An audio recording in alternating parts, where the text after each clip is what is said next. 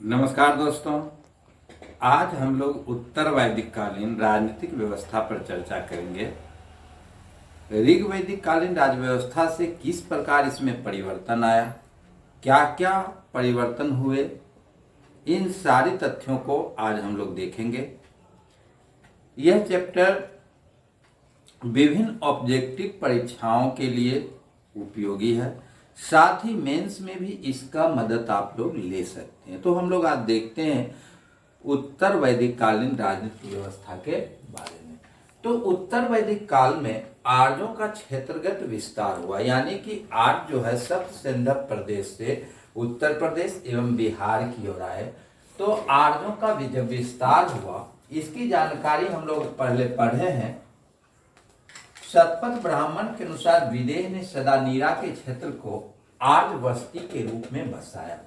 संभवतः इन्हीं के नाम पर इस क्षेत्र का नाम जो है विदेह पड़ा, यानी कि आर्यों का विस्तार गंडक नदी तक हो चुका था। गंडक नदी जिसे सदानीरा के नाम से जाना जाता था, तो गंडक नदी तक इनका विस्तार हो चुका था, यानी कि बिहार के क्षेत्रों में आर्यों का विस्तार हो चुका था। क्षेत्रगत विस्तार में अग्नि एवं लोहे का प्रयोग महत्वपूर्ण रहा, यानी कि अग्नि और लोहे की जानकारी, लोहे की जब जानकारी हो गई तो लोहे की मदद से वो क्षेत्रगत विस्तार कर पाए, यानी कि कृषि का भी तेजी से विकास हुआ। उत्तर वैदिक काल में लोहे की जानकारी हो गई थी और लोहे की जानकारी के फलस्वरूप आर्यों का विस्तार तेजी से हुआ। उत्तर वैदिक काल में कृषि में लोहे का प्रयोग सीमित होता था, यानी कि लोहे का जानकारी उत्तर वैदिक काल में उन लोगों को हो चुकी थी, लेकिन बड़े पैमाने पर लोहे का प्रयोग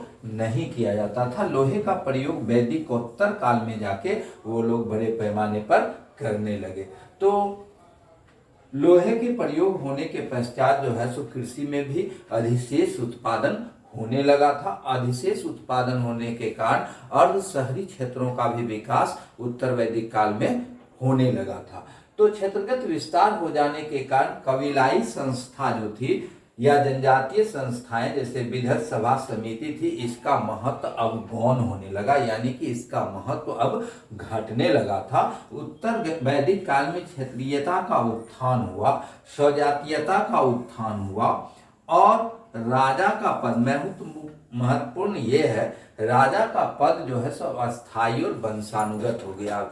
यानी कि ऋग वैदिक काल में हम लोगों ने देखा था कि राजा का चुनाव होता था, लेकिन इस उत्तर वैदिक काल में आके राजा का पद वंशानुगत अर्थात अस्थायी हो गया। सर्वप्रथम ऐतरेय ब्राह्मण में राजा के उत्पत्ति का सिद्धांत मिलता है, इसको याद रखेंगे। ऐतरेय ब्राह्मण में राजा की उत्पत्ति का सिद्धांत मिलता है। उत्तर वैदिक काल में राजा को अधिराज, सम्राट, एकराट आदि कहा जाने लगा। यह राजा के महत्व को दर्शाता है, यानी कि राजा की शक्ति में वृद्धि हुई, इस बात को यह शब्द जो है दर्शाता है। यानी कि उत्तर वैदिक काल में राजा को अधिराज, सम्राट, एकराट आदि कहा जाने लगा था। प्रदेश का संकेत करने वाला शब्द सर्वप्रथम उत्तर वैदिक काल में प्रयोग किया जाने लगा और प्रदेश राष्ट्र के नाम की भी चर्चा आती है। अब है राजा का राज्याभिषेक के अवसर पर राजसु यज्ञ किया जाता था। राजा के राज्याभिषेक के अवसर पर राजसु यज्ञ का अनुष्ठान किया जाता था। राजा की सहायता के लिए एक मंत्री परिषद जैसी संस्था थी जिसे रत्निन कहा जाता था। उत्तर वैदिक काल में राजा का यह परामर्शदात्री संस्था या मंत्री परिषद जैसी संस्था थी जिसको रत्निन कहते थे। उत्तर वैदिक काल में रत्निनों की संख्या कहीं 13 दिया गया है, कहीं कहीं पर 12 की भी जानकारी मिलती है, यानी कि रत्निनों की संख्या लगभग 12 थी। उसमें क्षत्रिय या सेनानी, पुरोहित, युवराज, महिषी, सूत जो राजा का सारथी होता था, ग्रामणी, छत्री जो सहायक सारथी था राजा का, संघहित्री कोषाध्यक्ष को कहते थे। उसके बाद भागदूत जो कर संग्रह करता था उसको कहा जाता था अच्छवाय। अच्छवाय राजा को जुआ के खेल में सहायता प्रदान करता था। गोवी कर्तन जंगल विभाग के अधिकारी को कहा जाता था। और पालागल संदेश वाहक होता था या राजा का मित्र होता था। तो यह उत्तर वैदिक कालीन मंत्री परिषद जैसी संस्था थी जिसे रत्नी कहा जाता था, रत्निन कहा जाता था। उसमें ये प्रमुख अधिकारी थे। उत्तर वैदिक काल में विदत, सभा और समिति का स्थान गौण हो गया। अब विदत की चर्चा उत्तर वैदिक काल में नहीं मिलती।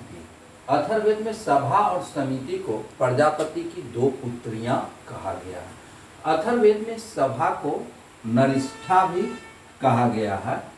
सभा में स्त्रियों का प्रवेश अब वर्जित हो गया। पहले ऋग्वैदिक काल में स्त्रियां सभा में भाग लेती थी, लेकिन उत्तर वैदिक काल में सभा में स्त्रियों का जाना वर्जित हो गया। समिति का अध्यक्ष प्रायः राजा ही होता था, परंतु समिति राजा पर अंकुश रखती थी, यानी कि राजा को नियंत्रण में रखने का कार्य समिति करती थी। अब हम लोग देखते हैं कर व्यवस्था। तो ऋग्वैदिक काल में कर की जानकारी नहीं है। कर जो था एक स्वैच्छिक उपहार होता था जो राजा को इच्छा अनुसार दिया जाता था, लेकिन उत्तर वैदिक काल में कर की जानकारी मिलती है। सर्वप्रथम करों की नियमित व्यवस्था जो है उत्तर वैदिक काल में ही जाके हुआ। शतपथ ब्राह्मण में बलिकीर्त शब्द का संकेत मिलता है। बलिकीर्त से अर्थ लगाया गया कि संभवतः कर का बोझ जो है सो वैश्य वर्ग ही उठाते थे, यानी कि वैश्य वर्ग के द्वारा ही सर्वाधिक कर दिया जाता था। संभवतः आय का 16वां भाग कर के रूप में लिया जाता था। कर की अदायगी जो है अन्न और पशु दोनों